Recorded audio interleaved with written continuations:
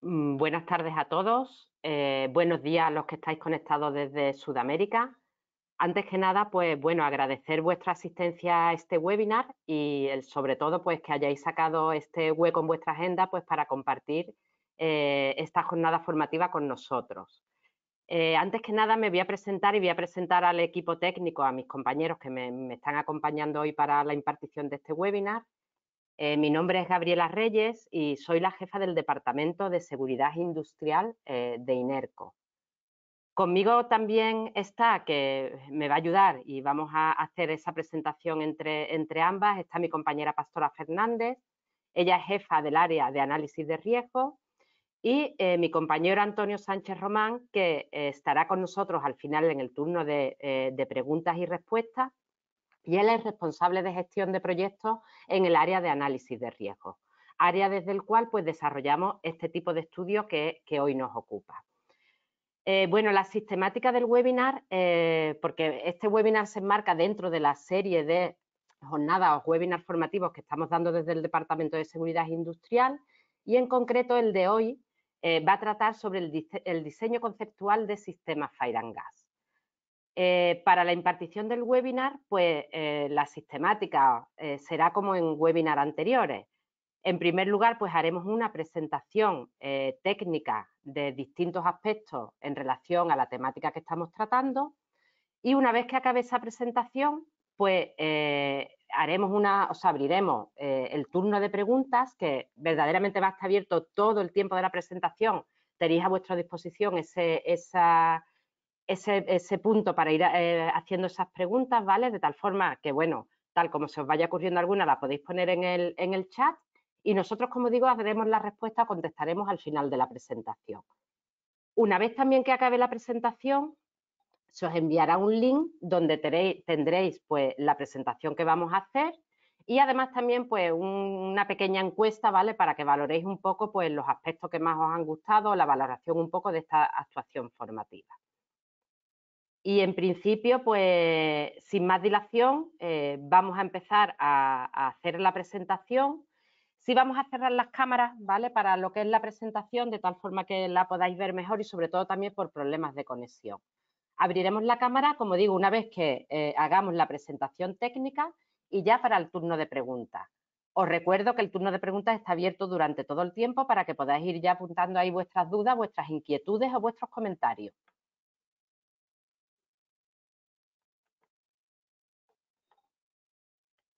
Bueno, pues como comentaba, el webinar que nos ocupa hoy se denomina Diseño Conceptual de Sistemas Fire and Gas. Para desarrollar esta temática, hemos planteado el webinar o la formación en los distintos puntos. En primer lugar, haremos una introducción a lo que son estos sistemas Fire and Gas y veremos dónde se ubican dentro de las distintas capas de seguridad de una instalación industrial. Posteriormente citaremos algunas de las normativas de referencia, solo algunas, ¿vale? De esas normativas de referencia en materia de Fire and Gas. Posteriormente, uno de los módulos más importantes es donde hablaremos de las metodologías existentes a día de hoy, ¿vale? Estableceremos los fundamentos básicos de estas metodologías para lo que es el mapeado de detectores de gases y fuego, es decir, la ubicación correcta y idónea de estos sistemas dentro de nuestro proceso industrial. Posteriormente hablaremos, una vez que ya hemos visto cómo hay que mapear ese tipo de equipos, hablaremos de lo que es la definición de la lógica de las distintas actuaciones o de la lógica de enclavamiento, que una vez que esos detectores han dado una señal, cómo se debe configurar esa lógica y cuáles son las actuaciones tipo asociadas a este tipo de sistemas Fire and Gas. Después hablaremos de un caso de éxito, evidentemente de un caso de éxito de un proyecto de diseño de Fire and Gas, que en concreto, pues bueno, se realizó para una instalación del sector oil and gas. Y finalmente, pues concluiremos con una serie de ventajas de la aplicación de este tipo de metodología en instalaciones industriales. Bueno, pues como introducción, podemos decir que todas las instalaciones industriales que almacenan, generan, procesan sustancias con características de peligrosidad, pues como las que se muestran en ese etiquetado, pues sustancias inflamables, tóxicas, comburentes, etcétera, tienen asociado un determinado nivel de riesgo. ¿Por qué? Pues porque existe la potencialidad de generar consecuencias adversas sobre los elementos vulnerables. Típicamente en seguridad industrial esos elementos vulnerables son las personas, tanto internas de las instalaciones como externas, el medio ambiente, así como los activos industriales. Y estas consecuencias adversas no vienen más que originadas por eventos que son incontrolados en las instalaciones. De tal forma, podemos decir que aquellas instalaciones industriales donde se da la presencia de sustancias peligrosas, el riesgo cero no existe. Bien es verdad que todas las organizaciones deben trabajar para hacer tender ese riesgo al mínimo posible. El riesgo, como creo que ya todo el mundo, todos conocemos, se define como la combinación de la probabilidad de que un peligro pueda materializarse por la severidad de sus consecuencias. Y siempre cuando pensamos en consecuencias, como comentaba, siempre hablamos de los elementos vulnerables, consecuencias en personas, en medio ambiente y en activos. Pues bien, como hemos visto, estas instalaciones que manipulan sustancias peligrosas tienen un riesgo asociado a las mismas, de tal forma que existe la necesidad de instalar capas de seguridad en este tipo de instalaciones. Estas capas se dividen en dos categorías, las que son capas preventivas, cuyo objetivo es el de disminuir la probabilidad de ocurrencia de un incidente, y las capas de mitigación, que van tendentes a limitar las consecuencias asociadas a un posible accidente. Bien, aquí para que entendáis bien cómo las distintas capas de seguridad juegan su papel dentro de lo que es un posible incidente en una instalación industrial, hemos representado la famosa figura de la pajarita o bow tie, de tal forma que a la izquierda de la pajarita aparecen representadas todas las capas preventivas, mientras que a la derecha de la pajarita se muestran las capas de mitigación. Las primeras actúan antes de la pérdida de contención para bajar la probabilidad de ocurrencia de ese evento, mientras que las de mitigación actúan posteriormente a la pérdida de contención para limitar sus consecuencias. Pues bien, podemos decir que todos los accidentes, ¿vale? Se inician con un evento iniciador o una causa de fallo. Hasta la posible pérdida de contención actúan todas las capas preventivas, como he dicho, situado a la izquierda de la pajarita. El sistema de control, las alarmas independientes y el operador, ¿vale? Alarman al operador de tal forma que éste tendrá que hacer las actuaciones correctivas precisas para llevar la planta a una posición de seguridad, o los sistemas instrumentados de seguridad o sistemas de enclavamiento de una planta, que es el sistema que lleva a la planta a posición de seguridad cuando se vulneran unas condiciones predeterminadas, pues de presión, alta temperatura, etcétera. Y la última capa de prevención serían las válvulas de seguridad o discos de ruptura. Esas son las capas que se sitúan a la izquierda de la pajarita. Y a la derecha tenemos las llamadas capas de mitigación. La primera que nos encontramos es el conjunto de capas de mitigación que se denomina protección física o protección pasiva. Ahí, por no entrar mucho en detalle, porque tampoco tenemos el tiempo, pues por ejemplo estarían los cubetos, estarían el ignífugo de estructura, estarían los muros antiexplosión, etcétera. La siguiente capa de mitigación, pues son los sistemas instrumentados de mitigación, típicamente los sistemas Fire and Gas o sistemas fuego y gas. Es en esta capa de protección en la que vamos a establecer todo el contenido de este webinar. Es decir, vamos a estar todo el tiempo hablando de esta capa de mitigación. El Fire and Gas es una capa de mitigación que, como he comentado, va tendente a bajar la severidad de las consecuencias y es una capa que es instrumentada. Ahora veremos cuál es la arquitectura de este tipo de sistemas. Y bueno, hasta las consecuencias finales tenemos también otras capas de mitigación, como por ejemplo el plan de emergencia de la planta, plan de emergencia exterior, etcétera.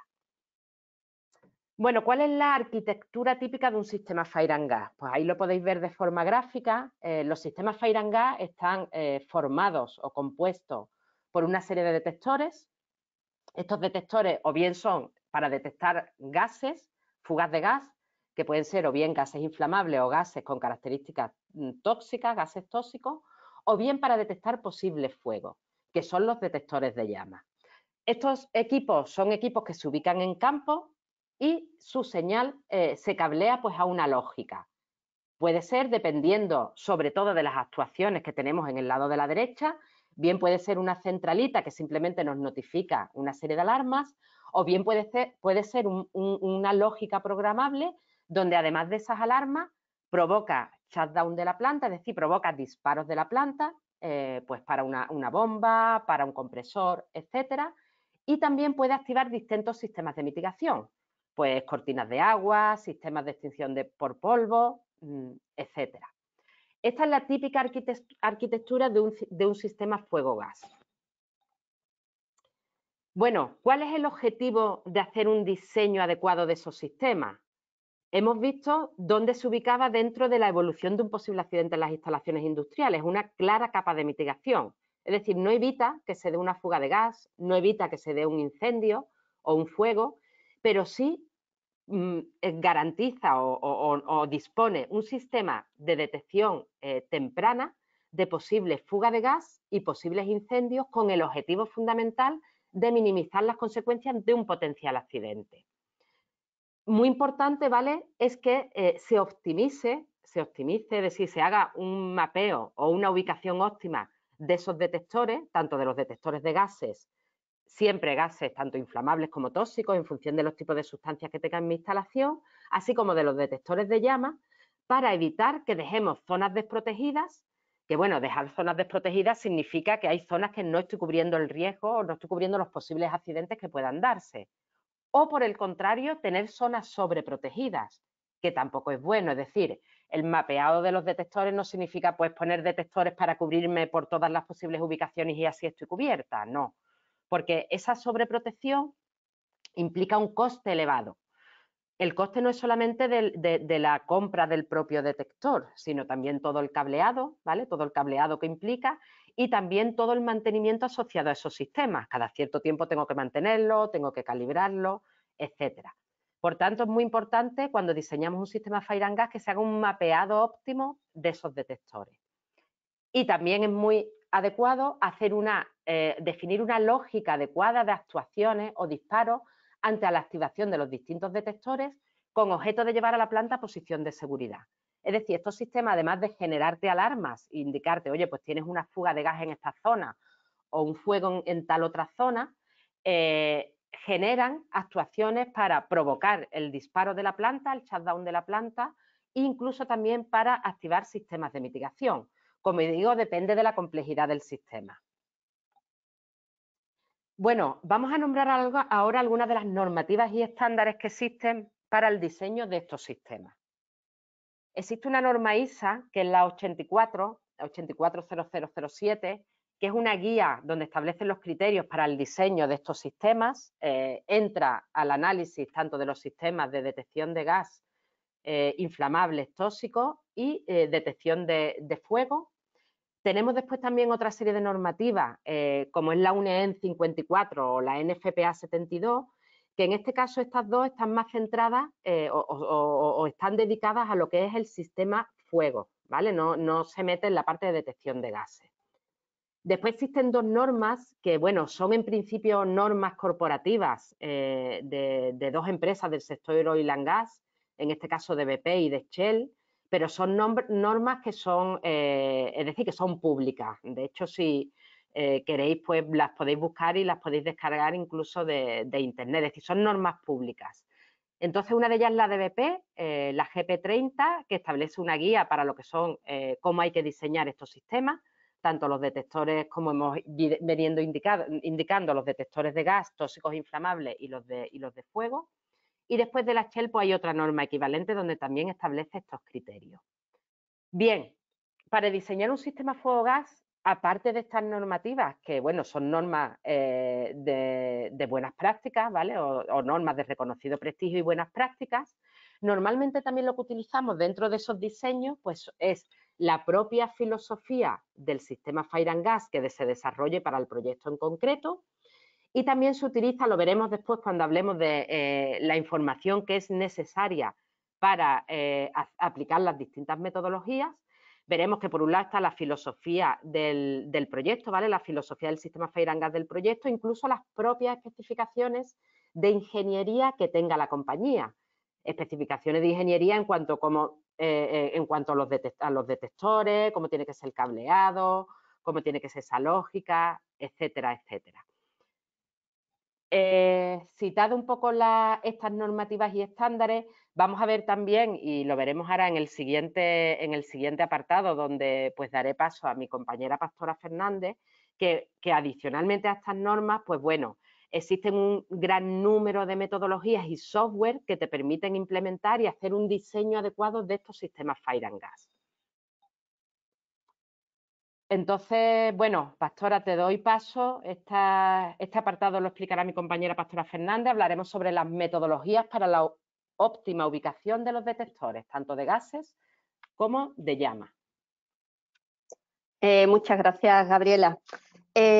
Como ha comentado, bueno, ahora nos vamos a centrar un poco en una de las etapas que hemos visto, que como ha comentado Gabriela, en lo que es la arquitectura completa del sistema Fire and Gas. Bueno, pues lo primero que nos planteamos es dónde ubicar esos detectores, ¿vale? Entonces, lo que vamos a contar un poco es qué metodologías hay a día de hoy para llevar a cabo esa ubicación de detectores.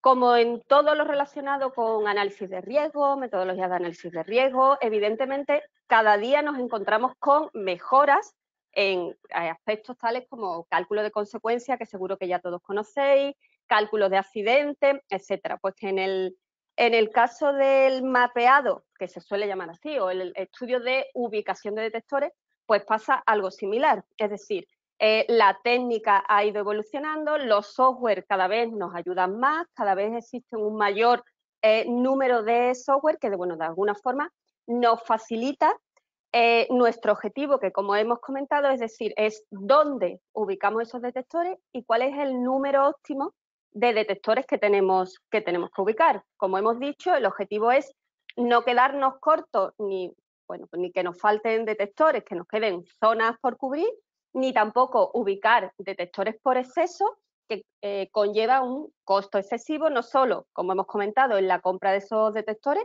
sino en todo lo que ello conlleva posteriormente de cableado, mantenimiento, etcétera. Con lo cual, el objetivo es ver cuál es el número óptimo de detectores y dónde los ubicamos.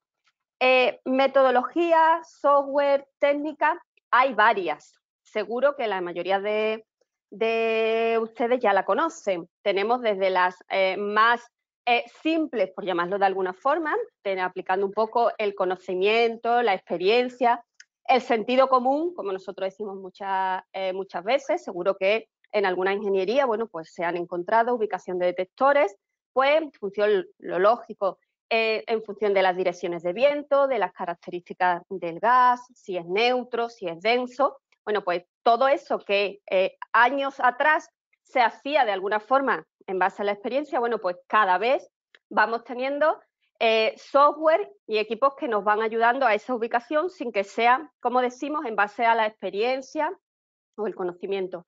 Básicamente podemos distinguir, por dividirlo en dos grandes bloques, metodologías o software que utilizan simulaciones y aquellos otros software que no utilizan simulaciones. Ahora intentaremos comentar un poco qué diferencia hay entre uno y otro, porque dependiendo de qué metodología vayamos a seguir o qué software vayamos a utilizar, pues evidentemente tendremos unos resultados u otros. Y también un tema importante que lo iremos comentando a lo largo de este punto es, qué información vamos a necesitar para uno u otro. Entonces, como decimos, podemos distinguir básicamente dos grandes bloques o dos grandes grupos, que es que lleven simulaciones asociadas o no. Dependiendo, como decimos ahí, el primer punto, por lo tanto, es decidir qué metodología vamos a usar en función de cuál sea también el objetivo de nuestro estudio. No queremos olvidar que al final esto forma parte de todo el análisis, de todo el proyecto, de toda la ingeniería. Y también centrándonos un poco en el objetivo de nuestro estudio, pues necesitaremos mayor o menor detalle, o nos puede ser suficiente con el uso de un tipo de software, un tipo de metodología u otra. Como decimos, los software que no llevan simulación, pues yo creo que todos más o menos lo pueden tener en mente, se basan, pueden ser software 2D o 3D. Es decir, el 3D no siempre implica una simulación. Podemos tener software 2D o 3D, que pueden ser sin simulación, que lo que se basa de alguna forma es de las características en sí del detector, información que te dé el detector sobre el área que es capaz de detectar, la zona que es capaz de visualizar, el umbral o el valor de concentración de ppm de un determinado compuesto que es capaz de detectar, ya sea de gas o ya sea inflamable, lo iremos viendo poco a poco. Entonces, pues hay una serie de metodologías de software que no utiliza simulación, sino que se basa de alguna forma en análisis geométrico, es decir, zonas que son capaces de cubrir ese detector y que pueden ser en 3D, es decir, tú puedes ubicar tu detector y ver zonas que te cubre o que te es capaz de ver una llama o que te es capaz de medir una determinada concentración o la sensibilidad que puede tener ese detector. Puede ser, como decimos, 2D o 3D. Si en lugar de utilizar eso geométrico que no tiene, entramos en el detalle de simulación, pues entonces ya lo que estamos hablando es de que somos capaces de simular una posible fuga, conocer cuál es el comportamiento de esa fuga, ver hasta dónde llega o hacia dónde se dirige esa fuga, y ahí nos va a permitir ubicar esos detectores en el sitio más correcto en función de nuestro objetivo. Esas simulaciones, como decimos, puede ser una simulación en 2D o puede ser una simulación ya más sofisticada, como vemos ahí, que son simulaciones CFD. Evidentemente, las simulaciones CFD pues, te dan una mayor seguridad, suelen ser más precisos. También es cierto que suelen tener un mayor coste, pero afortunadamente, y yo creo que ya todos cada vez nos estamos familiarizando más con este tipo de simulaciones, no es el coste tanto económico como en tiempo, ojo, que el tiempo también es importante, que tenía hace varios años este tipo de simulaciones, sino que cada vez tenemos software más potente, tenemos ordenadores más potentes y también cada vez van haciendo más asequibles económicamente. Por lo tanto, como decimos, pues para entendernos entre todos, los detectores que nosotros vamos a querer ubicar, que pueden ser, como hemos comentado al principio, detectores de gases tóxicos inflamables, o bien estamos hablando en este caso de detectores de llama, los podemos tener con simulación o sin simulación. Ahora iremos viendo algunas imágenes, algunos ejemplos para que quede todo más claro, con simulación o sin simulación, y nos lo podemos encontrar en 2D o en 3D. Evidentemente, a medida que nos vayamos metiendo en software y en metodología más complejas, pues los resultados que vayamos obteniendo también serán más precisos y más enfocados en lo que vamos diciendo. Pero como decimos, el punto principal es saber cuál es nuestro objetivo y cuál es la mejor metodología que se adapta en nuestro caso. Aquí en esta pantalla, bueno, pues tenemos, por ejemplo, en el caso de detectores de fuga, que como decimos se ve perfectamente en la imagen, cómo se ve el comportamiento. En este caso, bueno, es una imagen que está basada en riesgo, pero creo que también nos puede servir por si buscamos consecuencias.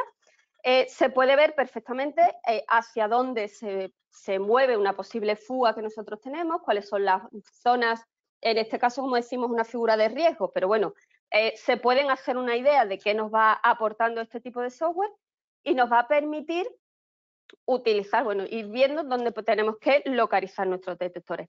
Como decimos, esto es una simulación 3D, en este caso es una simulación en CFD o similar a CFD, software que responda a CFD.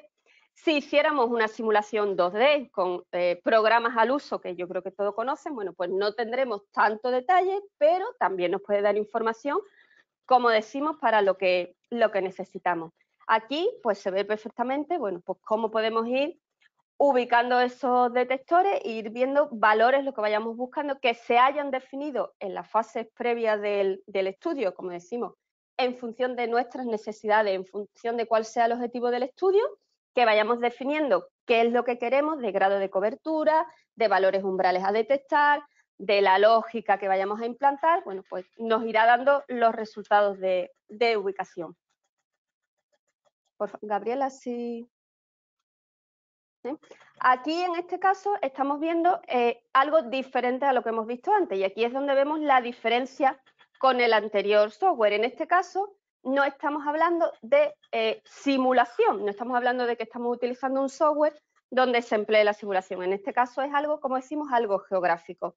Es decir, el software es también un software 3D, no es 2D, es 3D, en la imagen de la derecha, y lo que en función de las características del detector, del área de cobertura que te dé el fabricante, de la maqueta 3D, por eso decimos que es 3D, porque aquí vemos la planta, vemos la instalación, bueno, pues se pueden ver cuál es la zona cubierta por el detector, se puede ver si quedan zonas muertas, si quedan zonas que no son cubiertas por nuestro detector, con lo cual nos va a inducir o nos va a plantear a que deberíamos poner otro detector en otra zona. Entonces simplemente se ve la diferencia. Yo creo que comparando la imagen anterior con la imagen de ahora, vemos cuál es la diferencia entre llevar a cabo una simulación, donde se ve el comportamiento del gas, de la posible fuga, con un detector en el que es algo visual y geométrico, donde vemos qué zonas se ven cubiertas y qué zonas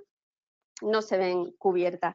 Si pasamos ahí, pasa exactamente lo mismo, ¿veis? Podemos ver en función, bueno, podemos ver zonas muertas, sombras, puntos muertos que no se quedarán cubiertos dependiendo de dónde ubiquemos ese detector, pues nos va a permitir reubicar detectores. Evidentemente con el software podemos ir trabajando, vamos modificando, de forma que nos vaya permitiendo conseguir el objetivo que nos hemos marcado al principio del estudio. Como decimos al principio del estudio, tenemos que ver cuál es nuestro objetivo, cuál es nuestro grado de cobertura, si estamos haciendo simulaciones, bueno, pues cuántos detectores necesitamos que, bueno, que detecten o que se disparen antes de que mande la señal y active, como veremos a continuación, el resto del sistema para lo que esté diseñado todo el sistema Fire and Gas. Bueno, pues nos va a permitir ir moviendo, modificando, para obtener al final el éxito de ese diseño y ubicación de detectores.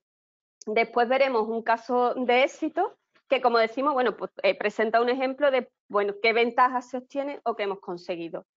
Esto es solo un ejemplo, que igual que hemos citado pues la normativa que hay o las referencias, estos son algunos ejemplos de los programas o los software que se pueden utilizar a día de hoy, que como veis son bastante numerosos, no es lo mismo con lo que había hace X años, que pueden ser tanto de fuego como de gas para inflamables o tóxicos, para 2D o 3D, que hemos estado hablando antes, e incluso para con simulación o sin simulación.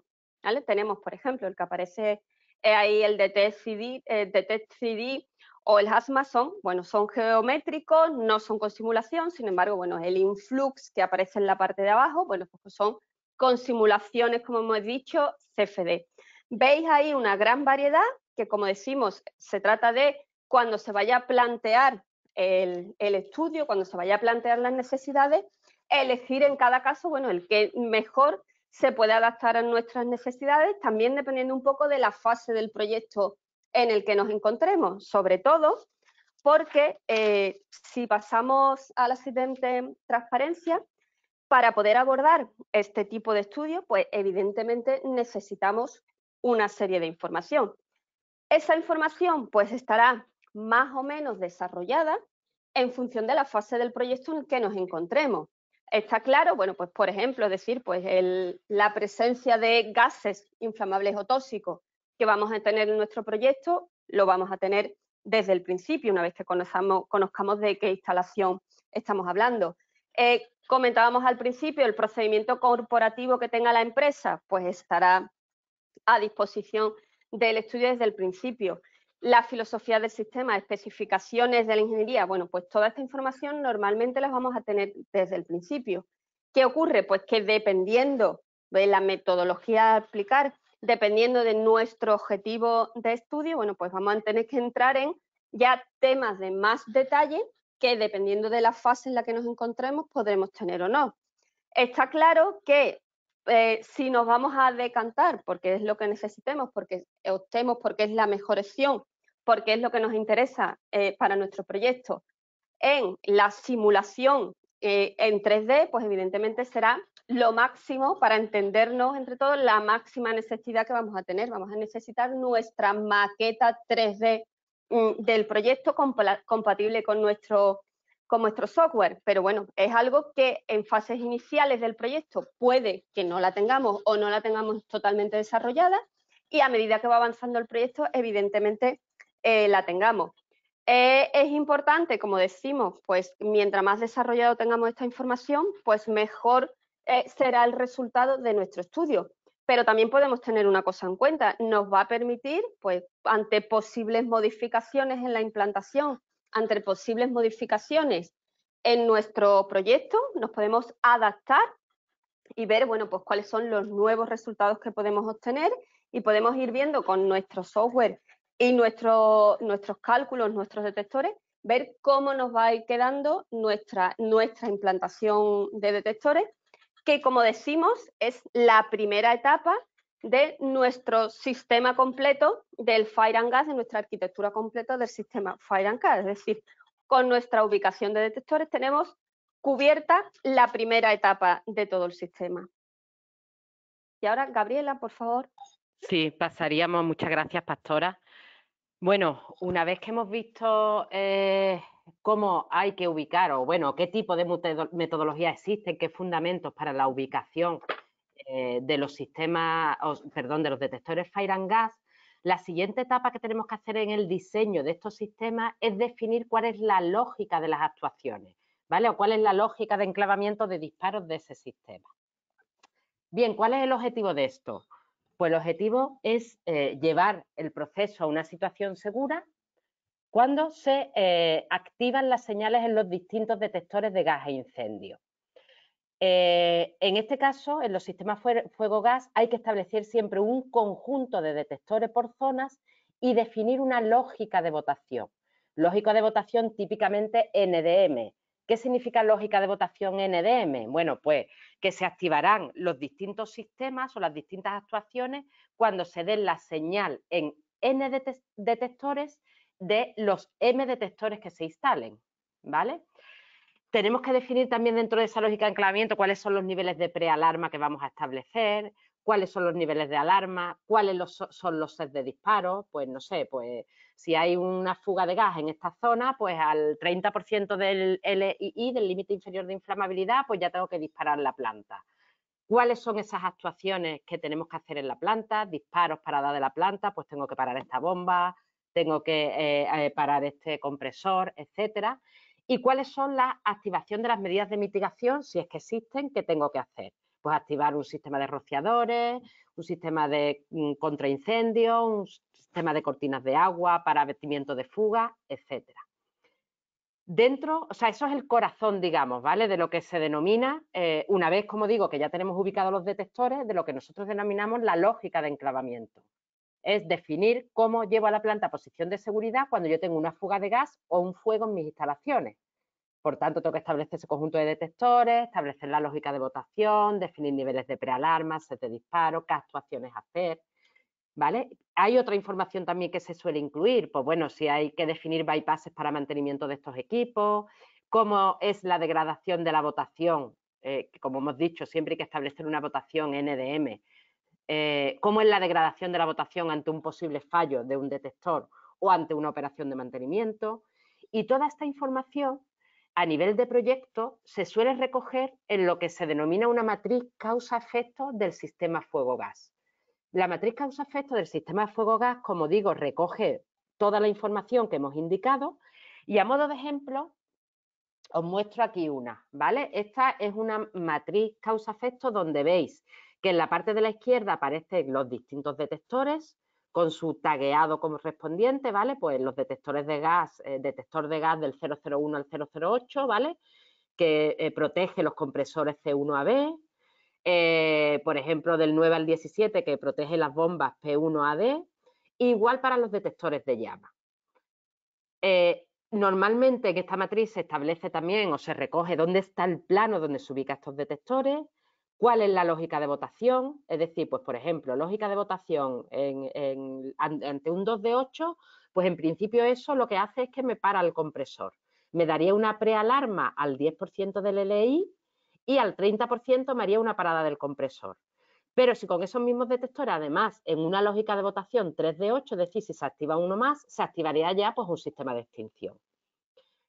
Eso hay que recogerlo tanto para todos los detectores de gases, es decir, cuáles son los detectores de gases con su tagueado correspondiente, qué equipo protege, en qué plano está representado o en qué parte de la maqueta, en el caso de que lo hiciéramos en maqueta 3D, está representado ese detector, cuál es la lógica de votación del sistema y después cómo se degradaría la lógica ante un posible fallo, es decir, un fallo introspectivo de uno de los detectores o bien ante un mantenimiento, ¿vale? ¿Cómo se degradaría esa lógica ante ese mantenimiento? Después, si hay algún bypass de mantenimiento, pues se taguearía también cuál es ese bypass. ¿Qué unidad tiene ese detector? Pues bueno, los detectores de gases normalmente, pues, bueno, hay varias formas, ¿vale? Pero bueno, una de las formas para los detectores de gases inflamables es medirlo en función del LI, pues a un 10% sonaría una prealarma y a un 30% pues haría las actuaciones. Y después los detectores de llama, que bueno, no tienen un valor, o ven llama o no lo ven. Entonces, cuando están en on, pues imaginaros, en los compresores veo fuego en el compresor, pues en una lógica 2 de 3, pues hago la parada de los compresores y activo una serie de sistemas de mitigación. Esto es un ejemplo tipo de lo que es una matriz causa-efecto que, como digo, complementa o es una segunda etapa a una vez que yo ya los tenga ubicados. Es decir, el diseño del sistema Fire and Gas, por un lado, tiene una parte muy importante que es lo que nosotros conocemos como el Fire and Gas Mapping o el mapeado, es decir, dónde tengo que ubicar, pero después tiene otra parte importante que es esto, es definir qué alarmas voy a dar, qué actuaciones voy a hacer, cuáles son las unidades en las cuales pues yo, o los valores de los sets de disparo, cuál es la lógica de votación de los distintos detectores, qué equipos voy a parar, qué sistemas de mitigación voy a activar, cómo se va a degradar la lógica ante fallo o ante mantenimiento, etcétera. Pastora nos va a comentar un caso de éxito, ¿vale? Un resumen un poco de las principales conclusiones y de ese caso de éxito. Y finalmente ya, una vez que acabemos el caso de éxito, pues daremos una serie de conclusiones de todo el webinar. Como decíamos, bueno, vamos a contar aquí brevemente y sin dar mucha información, bueno, pues un ejemplo de uno de los estudios de este tipo que nosotros hemos realizado. En concreto, bueno, comentó Gabriela antes que es para una instalación del sector oil and gas, y aquí hubo, bueno, pues el estudio tuvo dos partes. Por un lado se centró en la ubicación de detectores de llamas y por otro lado, como veremos a continuación, es la parte de gases tóxicos.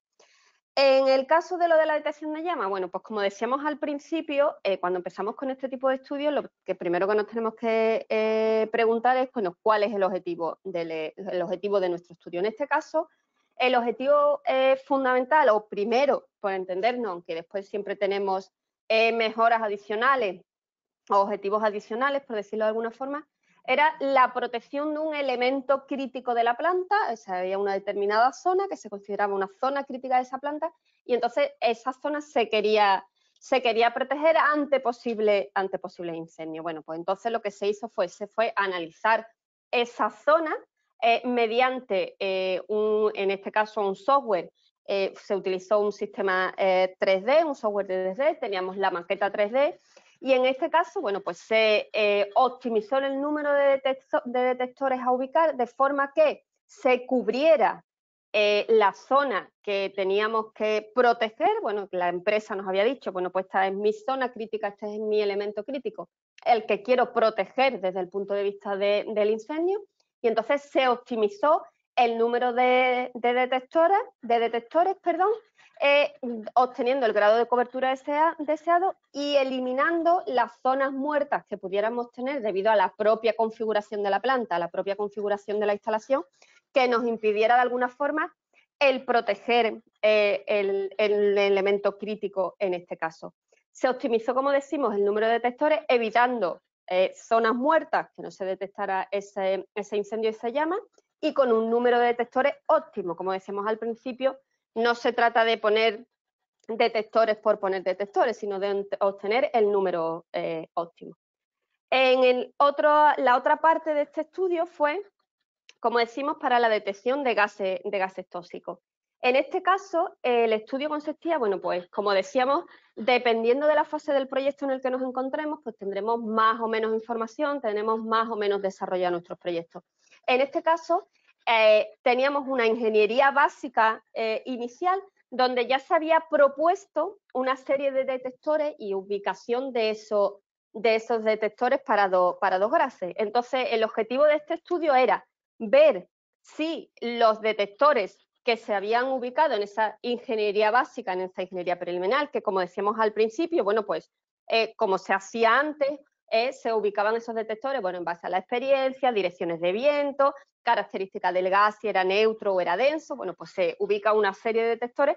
Pues el objetivo del estudio era ver si con esos detectores, primero, eran los adecuados para cumplir con los criterios de la compañía, de cobertura y etcétera, si el número era el adecuado, pero no solo ya el número, sí, el número y su ubicación. Entonces, bueno, vamos a ver ahora, como decimos, se redujo el número de detectores y aumentó el grado de cobertura de las posibles fugas. En este caso, para este estudio, al igual que en el caso de la detección de llamas, los detectores de llamas, se utilizó un software 3D, pero además con simulación CFD. Estamos diciendo, como hemos comentado al principio, de los distintos tipos que había, podemos decir que es de alguna forma el máximo nivel que podemos utilizar de software para este tipo de ubicación de detectores, es decir, 3D y además con simulación. Sería de alguna forma el mayor.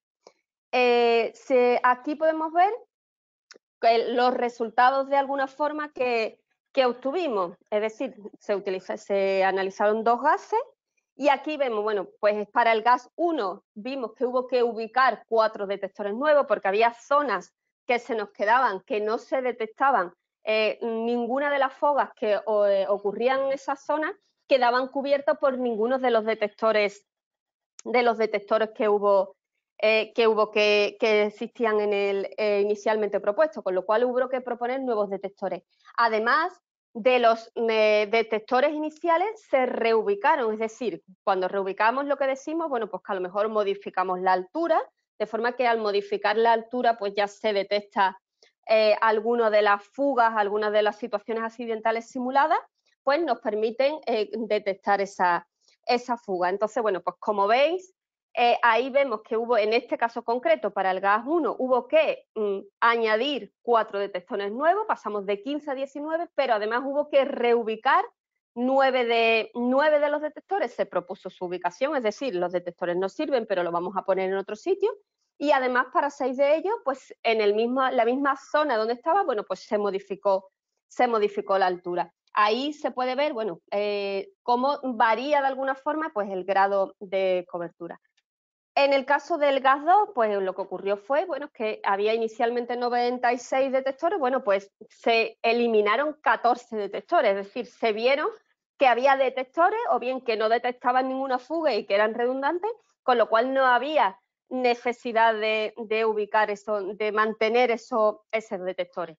Y con los que decidimos mantener, o bueno, decidimos los que el programa te decía que cumplían su función de detectar fugas, etcétera, bueno, pues se reubicaron y se modificaron. Es decir, con este ejemplo lo que vemos es que el software nos permite optimizar el número para cumplir con los requisitos que nos dio la empresa, es decir, pues el número de detectores, el grado de cobertura, cuántas de todas las simulaciones que se hizo, bueno, pues garantizar un número de escenarios, de situaciones accidentales que tenían que ser detectadas y nos permite, como decimos, tanto fijar, establecer, utilizar el número, que es importante, como estamos viendo, como la ubicación de esos detectores. El ubicar un detector 1 metro más arriba o 2 metros más arriba puede ser suficiente para que el detector detecte la fuga o, en caso contrario, que no la detecte. Entonces, bueno, pues simplemente para que verlo un poco como ejemplo, como reflejo de para qué sirven este tipo de estudios. Y para terminar, Gabriela. Muchas gracias, Pastora. Simplemente ya vamos a terminar ya la parte teórica con una serie de conclusiones y ventajas que, bueno, hemos ido nombrando o hemos ido citando a lo largo de toda la presentación. A ver, el diseño adecuado de los sistemas Fire and Gas pues permite disponer de una capa de mitigación cuyo objetivo pues, es tener un sistema de detección temprano de fuga de gas y fuego en instalaciones industriales con el objetivo de minimizar las consecuencias sobre personas, medio ambiente e instalaciones asociados a este tipo de accidentes. Como vimos, estos sistemas se ubicaban claramente a la derecha de la pajarita, es decir, una capa de mitigación, y permitía, por tanto, minimizar las consecuencias asociadas a posibles pérdidas de contención. Hay que definir la metodología más adecuada a aplicar, de las que hemos visto, para lo que es el mapeado, o bien metodología 2D o 3D con o sin simulación, en función de la fase del proyecto y de la información disponible. La más, la más detallada, ¿vale? La más detallada sería la metodología 3D con simulación CFD. También, pues bueno, es la más costosa en cuanto a lo que el software se refiere, y también en lo que es al tiempo un poco de dedicación.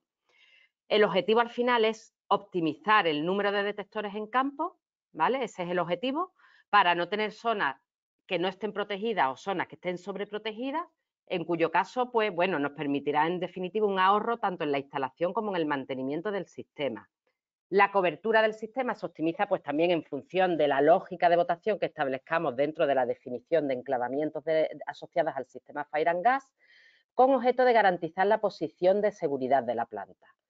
Pues bien, el aplicar en definitiva una herramienta de este tipo, ¿vale?, que es una herramienta muy robusta, nos permitirá tener una disminución en pérdidas económicas, de las pérdidas económicas asociadas a posibles accidentes, y además también podemos llegar a tener mejoras en la contratación mejoras en las primas en la contratación de los seguros. Y bueno, por nuestra parte esto es todo. Acabaríamos lo que es la parte de la presentación, que quizás nos hemos extendido un poco más de lo que nos hubiera gustado. Así que bueno, abrimos ya cámara y abrimos el turno de preguntas. Os recuerdo que al final del webinar se os enviará un link donde tendréis acceso a la presentación, y además también, pues bueno, podréis contestar una pequeña encuesta, ¿vale?, para que hagáis la valoración de esta actividad formativa.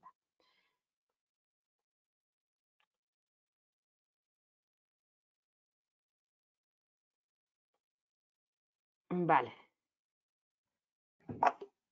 Pues nada, abrimos entonces el chat de preguntas, a ver si hay por aquí alguna pregunta. Vamos a ver, sí, pues nos preguntan por aquí, por ejemplo, dice, ¿cuáles son los formatos de las maquetas 3D que admiten los programas?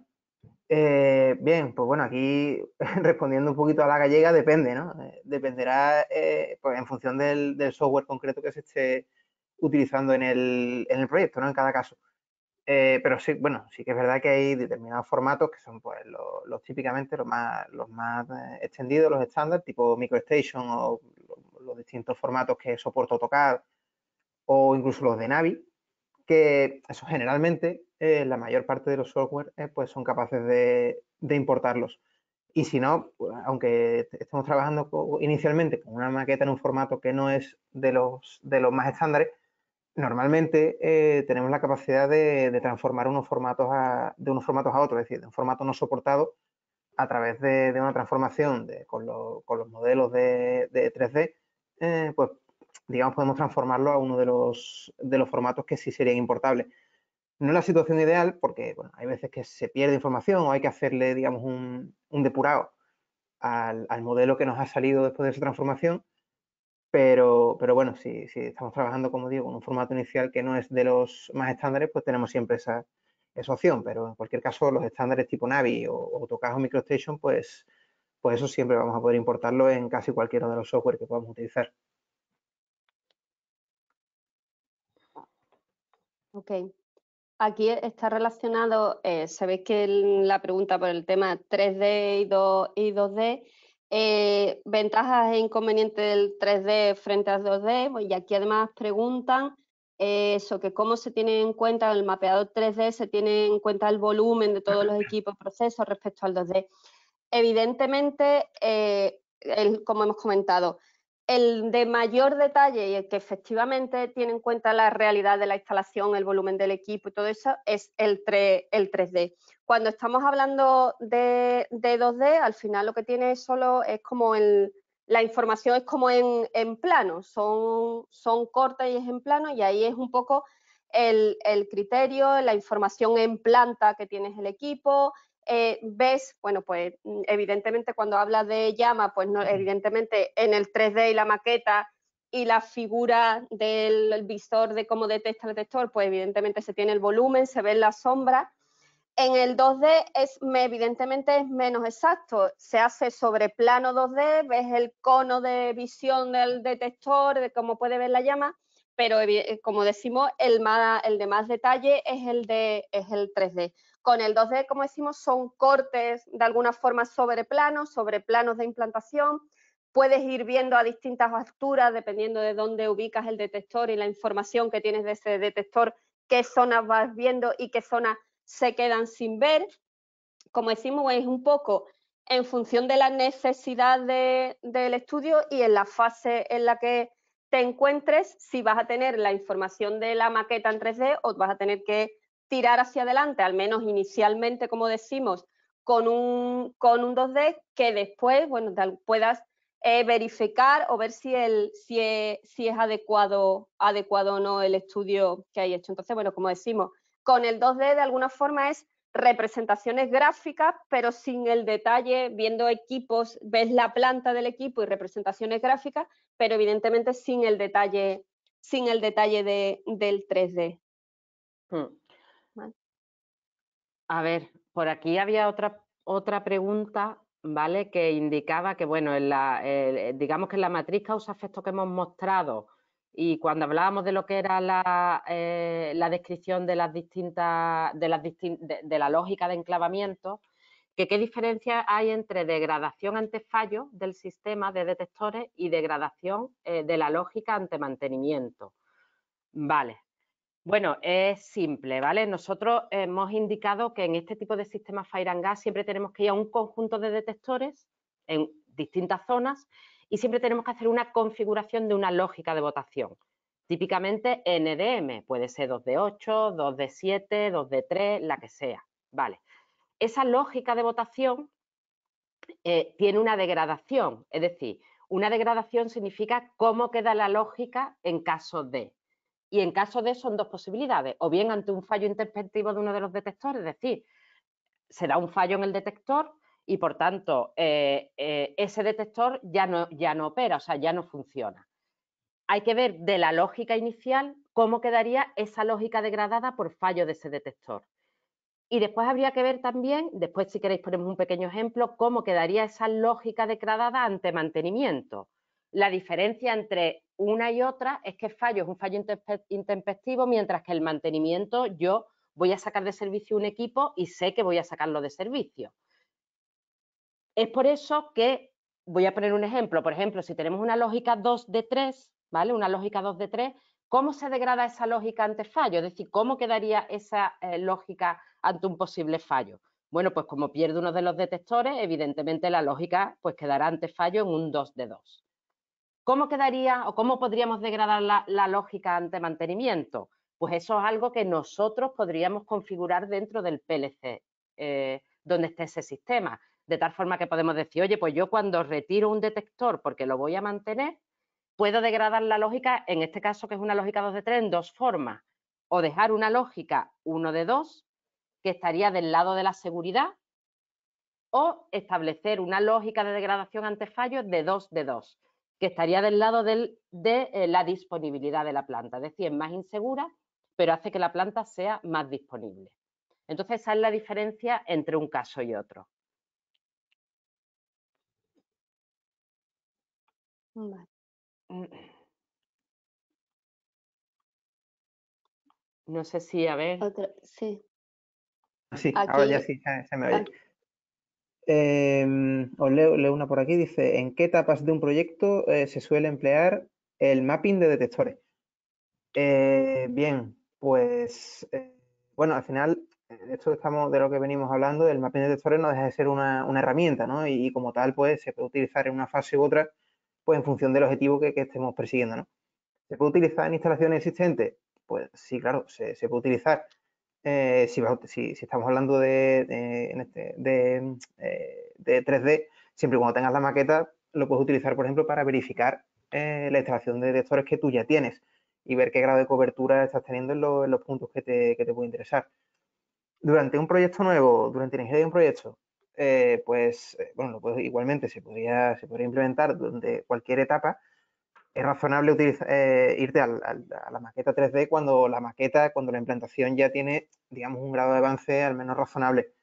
En una ingeniería inicial, que tienes una implantación demasiado preliminar, pues a lo mejor no es aconsejable el utilizarlo porque esto es una herramienta geométrica y pues eso, los cambios de implantación, los cambios de disposición de los equipos y de los propios puntos de fuga, si las vas a simular, pues te van a condicionar la ubicación de los detectores. ¿Qué es común? Pues suele ser común en las primeras etapas hacer una, digamos, distribución previa de detectores en base pues, a la experiencia del proyectista, por ejemplo, una análisis de riesgo inicial, y después, cuando ya se va avanzando en el proyecto, se va teniendo, digamos, una implantación ya un poco más avanzada, un poco más definitiva, pues esa distribución inicial, trasladarla a la maqueta con las modificaciones que hayan surgido desde el inicio hasta la etapa en la que nos encontremos y ir verificando cómo va quedando la cobertura con los cambios que se han hecho. Y ya en las etapas finales, pues, hacer la depuración final y la última optimización. Entonces, como digo, pues se puede utilizar en las distintas etapas con distintos objetivos. Aquí había otra relacionado con lo que comentas, Antonio. Yo creo que un poco has ido contestando a esta pregunta, porque aquí había una pregunta que dice: ¿los software 3D asignan automáticamente la ubicación y el número de detectores o es el usuario el que los tiene que ir moviendo de la maqueta 3D y hacer simulaciones de cada ubicación? Es lo que hemos comentado al principio. Se propone una posible ubicación. Creo que estamos hablando, no sé si estamos hablando de los que llevan simulación o de los que son geográficos, pero en principio, cuando tú utilizas el software que lleva simulación, por ejemplo el CFD, nosotros, bueno, quien haga la estadía, tiene que ubicar, por un lado, los posibles fugas, los posibles puntos de fuga, las posibles localizaciones donde pueda tener esa situación accidental, para que el software modele el comportamiento de ese gas, el comportamiento de esa fuga. Y también, bueno, pues se van ubicando una serie de detectores y el programa te va diciendo, bueno, de alguna forma, pues qué detectores son los que van detectando, cuánto, siempre relacionado con las fugas que ponemos. Y si no, pues lo que hay que hacer es ir modificando esos posibles detectores para ir obteniendo los nuevos resultados. Pero está claro que una vez que tenemos la maqueta cargada en el programa, somos nosotros, como decimos, los que tenemos que, por supuesto, poner los puntos de fuga, los puntos de fallo que se ha ya decidido simular y las posibles ubicaciones de los detectores e ir obteniendo resultados. Y si no tenemos resultados deseables, pues lo que hace es que los vamos modificando, bien de ubicación, como decimos, bien en altura, y el programa te va dando los resultados con cada modificación que haces, cómo mejora o no los detectores que hemos utilizado o que hemos ubicado. Aquí había otra, hay dos que además están relacionadas, ¿vale? Que es la famosa relación entre el Fire and Gas y la asignación SIL, ¿vale? ¿Se le puede asignar un nivel SIL a un sistema fuego-gas? Esta es la pregunta, es una buena pregunta. Y en relación con eso también preguntaban que si dentro de la arquitectura los detectores deben ir a un sistema de seguridad tipo PLC o podrían ir al sistema de control distribuido. Bien, los sistemas fuego-gas, dentro de lo que son las normas de seguridad funcional o normas del SIL, siempre han estado excluidas del ámbito de aplicación de esa normativa. Pero en la última edición de la IEC, ¿vale? En la edición del 2016, sí se incluyó dentro del alcance de las normas de seguridad funcional al sistema fuego-gas. Lo que pasa, claro, el sistema fuego-gas, por su propia característica, no es exactamente igual que un sistema de enclavamiento de una planta. Es decir, las actuaciones pueden ser la misma, pero el detector no es un detector de presión que mide la presión en el equipo o un detector de nivel que mide el nivel en el equipo, la temperatura, sino que miden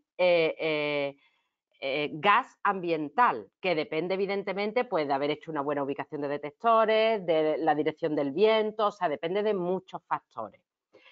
¿Qué es lo que quiero decir con esto? Lo que quiero decir con esto es que si bien la norma de seguridad funcional establece ya dentro del ámbito de aplicación a los sistemas fuego-gas, dentro del ámbito de aplicación de las normas de seguridad funcional, no tiene sentido asignar un SIL a un sistema fuego-gas. No tiene sentido.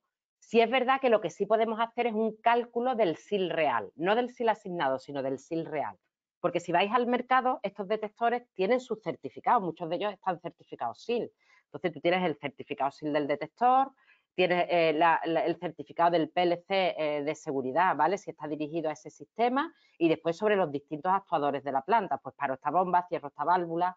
Entonces tú puedes hacer el cálculo de tu probabilidad de fallo en demanda y calcular el SIL real de ese sistema. Pero el SIL objetivo no tiene mucho sentido como tal aplicarlo. Como digo, esos sistemas sí que están ya incluidos dentro de las normas de seguridad funcional.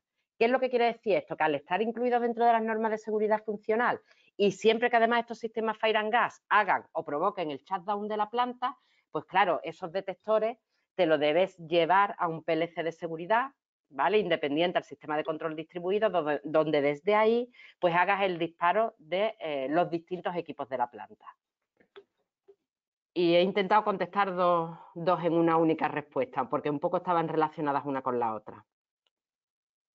No sé si acaso da tiempo, ha pasado un poco el tiempo, pero Antonio y Pastora, si queréis contestar alguna más. Creo que no nos va a dar tiempo a contestar todas, porque hay bastantes. Las que no se contesten ahora, pues se contestarán a posteriori. Pero si da tiempo a alguna más que sea más rapidita, pues... Sí, bueno, una rapidita nos preguntan, dice, para el caso del gas de hidrógeno que tiene una llama casi invisible, ¿qué recomendaciones daría para la instalación de detectores? Bien, bueno, pues en este caso, aunque no es exactamente la temática de lo que venimos hablando, pero bueno, aquí lo que pasa es que tendríamos que irnos a un tipo de detector muy concreto que cubra el espectro de radiación que emite el hidrógeno, que bueno, como la propia pregunta dice, pues es un poco particular, no está en el rango de lo visible, pero simplemente cuando pues, estemos seleccionando el tipo de detector, el modelo concreto, pues ahí cuando hablemos con el suministrador, tendremos que decirle que para una determinada zona de proceso en la que es previsible la presencia de hidrógeno y por tanto es susceptible de fugas de hidrógeno, pues tendrá que llevarnos a un detector, como digo, que cubra el rango de la llama de hidrógeno. Es que quizás, además, Antonio, un poco a colación de lo que tú comentabas, quizás en toda la presentación no lo hemos definido, pero bueno, porque se sobreentiende. Evidentemente, antes del mapeado, antes de la descripción de las actuaciones y demás del sistema de Fire and Gas, lo primero también es ver el tipo de detector adecuado a cada producto. O sea, eso, por supuesto, es lo primero, ¿vale?